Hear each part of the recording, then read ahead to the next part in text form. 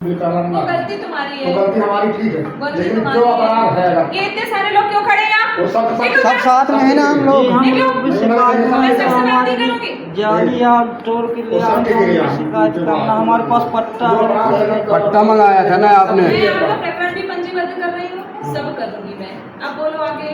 मतलब जो कुछ भी करना करीब मतलब न्याय हो जाएगा, काम तक अगर ध्यान नहीं दे एक प्राणी का कड़ी जाने एक जो पहले बात तो ये सुनो तुम अच्छे से महाराज, हाँ। ठीक है? बहुत इज्जत से बात कर रही हूँ मैं तुमसे, बाकी आपको बहुत सम्मान ठीक है? करता हूँ। मैं हाँ, सम्मान हाँ। उमान हटाओ, हम अपना काम कर रहे हैं। जहाँ मेरी मर्जी होगी, जहाँ मेरे अनुशासन में नियम में होगा, हम वही काम करेंगे। तुम्हारे कहने से मैं नहीं चलूंगी। मेरे को जैसा लगेगा, जिसके ऊपर प्रकरण पंजीबद्ध करना होगा, जो इलीगल होगा मैं वो करूंगी। और तुम्हारे कहने से मैं तुमको दस्तावेज नहीं दिखाने वाली कि मैं क्या कर रही हूँ क्या नहीं कर रही, समझ गए? मैं पूरी दुनिया का ठेका नहीं ले रखी हूँ। मेरे से पहले जिसने किया, तुम डिप्टी साहब के साथ बैठते हो, किसके साथ बैठते हो, मुझे सब पता है।